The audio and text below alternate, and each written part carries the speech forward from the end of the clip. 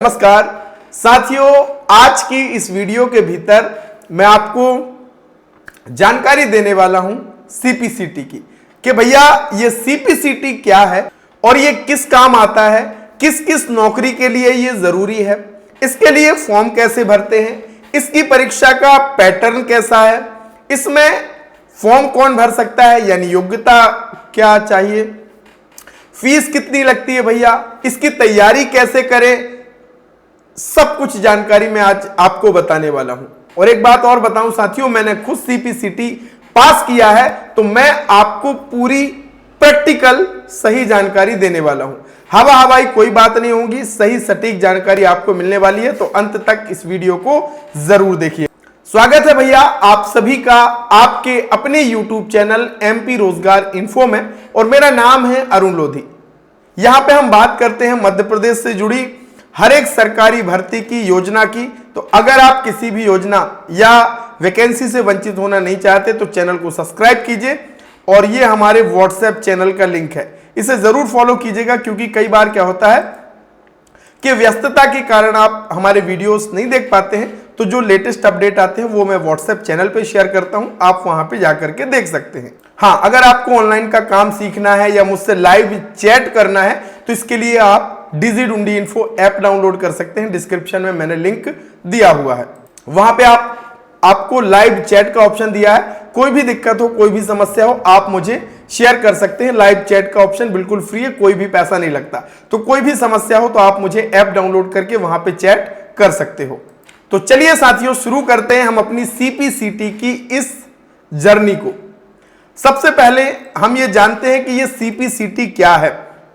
तो सीपीसीटी का हिंदी में अगर अर्थ हम कहें तो कंप्यूटर दक्षता प्रमाणीकरण परीक्षा, जिसको हम सीपीसीटी या computer proficiency certification test, computer दक्षता प्रमाणीकरण परीक्षा मध्य प्रदेश शासन के विभिन्न विभागों, निगमों और एजेंसियों के data entry operator, IT operator, सहायक ग्रेड 3, शीघ्र लेखन, स्टेनोटाइपिस्ट तथा इसी प्रकार के अन्य पदों के लिए अनिवार्य रखी गई है।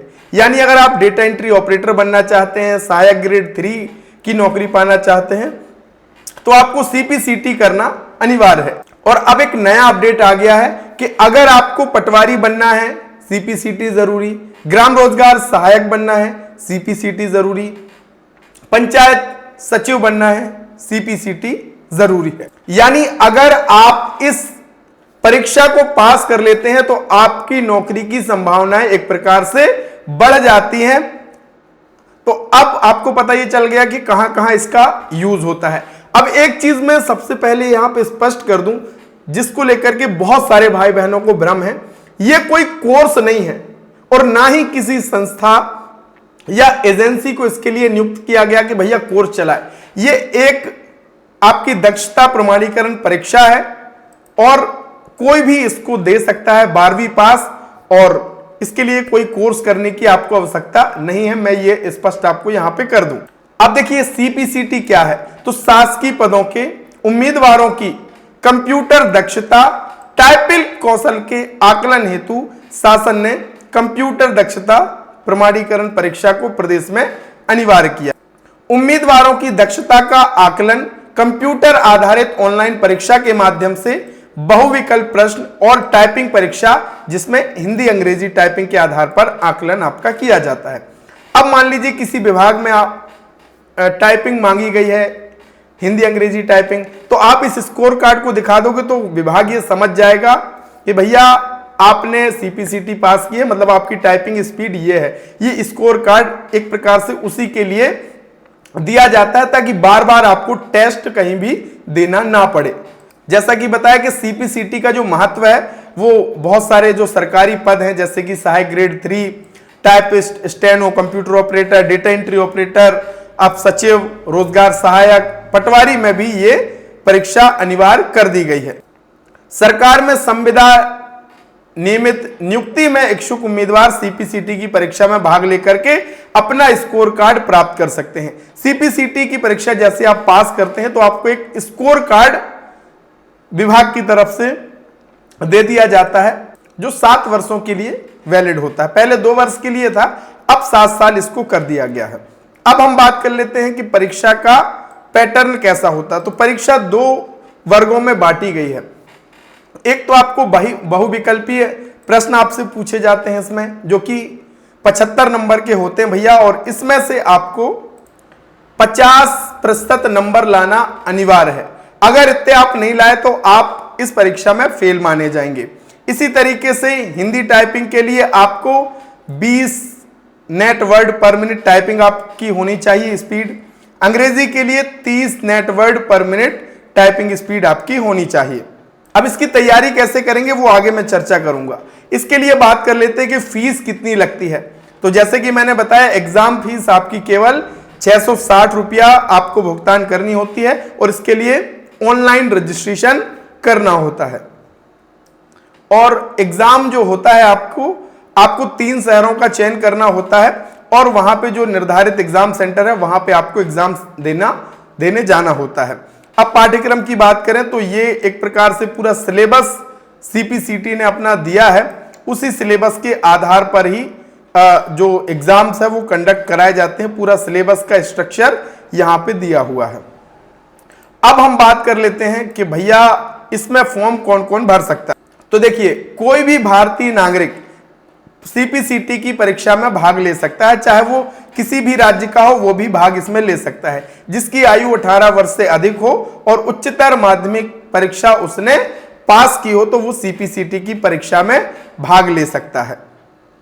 स्कोर कार्ड पहले 2 वर्ष के लिए था, अब ये 7 वर्ष के लिए मान्य हो। ये सबसे महत्वपूर्ण चीज है कि आप पास कैसे होते हैं, ये समझ लीजिए। अगर आप कंप्यूटर दक्षता परीक्षा में पास हो जाते हैं और टाइपिंग, हिंदी टाइपिंग में फेल और अंग्रेजी टाइपिंग में भी फेल, तो आपका स्कोर कार्ड जनरेट नहीं होगा, यानी आप फेल माने जाएंगे।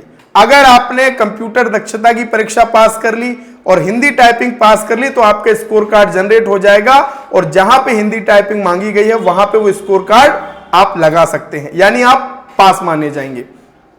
अगर आपकी कंप्यूटर दक्षता परीक्षा निकल जाती, यानी 75 में से 50% नंबर ले आते हैं, और इंग्लिश टाइपिंग आपकी निकल जाती है, तो भी आपका स्कोर कार्ड वैलिड होता है। जहां पे इंग्लिश टाइपिंग मांगी गई है वहां पे आप उसको उपयोग कर सकते हैं।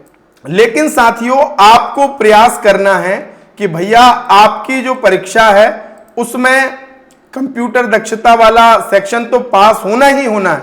उसमें फेल तो आपकी चाहे दोनों टाइपिंग निकल जाए फिर भी आप फेल ही माने जाएंगे।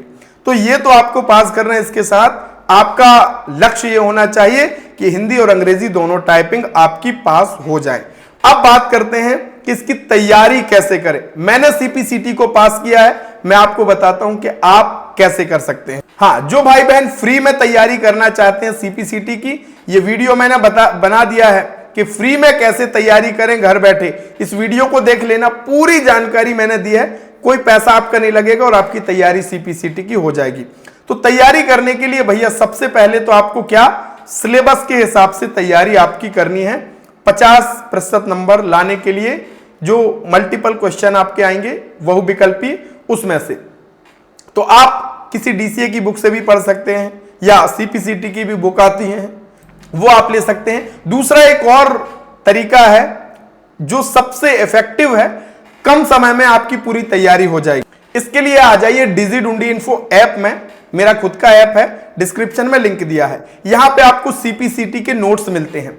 यहां पे आप क्लिक करोगे, कंटेंट में आप आ जाओगे, और कंटेंट में आने के बाद इस पे क्लिक करना, स्टडी मटेरियल पे क्लिक करना, और यहां पे आप कंप्यूटर वाले में क्लिक कर देना।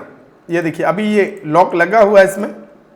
तो ये मैंने खुद नोट्स तैयार किए हैं सिलेबस के आधार पर भैया, और इस नोट्स को पढ़ करके आपकी तैयारी इतनी सटीक और कम समय में हो जाएगी कि आप एक बार इसको आकर के यहां पे देख लेना। हर एक टॉपिक को मैंने कवर किया है और सरल सहज भाषा में आपको जानकारी इसके भीतर मिलने वाली है। तो आप आकर के इस नोट्स को तुरंत डाउनलोड कर लीजिए और आज से ही इसको पढ़ना चालू कीजिए। इसके लिए डिजिडुंडी इन्फो ऐप में आ जाना और गेट दिस कोर्स पे क्लिक करके अपना नाम, मोबाइल नंबर डाल के इसको ज्वाइन कर लेना, और यहां से आप ऐप के भीतर सारी स्टडी कर सकते हैं। चाहे जब आपका मन हो तब मोबाइल खोला और आपकी पढ़ाई शुरू, यानी कम समय में इस नोट्स के जरिए भी आप तैयारी कर सकते हैं। और हाँ, 2026 में इसकी जो परीक्षा है भैया वो जनवरी में और मार्च में होने वाली है। तो अगर आपका सपना है कि मुझे रोजगार सहायक बनना है, सचिव बनना है, पटवारी बनना है, डेटा एंट्री ऑपरेटर बनना है,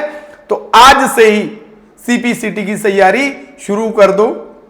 और टाइपिंग का अभ्यास भी आधा घंटा हिंदी, आधा घंटा इंग्लिश का शुरू कर दो। लगभग आपके पास 1 महीना पूरा बचा है और इसमें तैयारी आपकी जबरदस्त हो जाएगी और एग्जाम आप क्वालिफाई कर जाओगे। और नोट्स से तैयारी कर लेना तो और जबरदस्त आपका एग्जाम होने वाला है।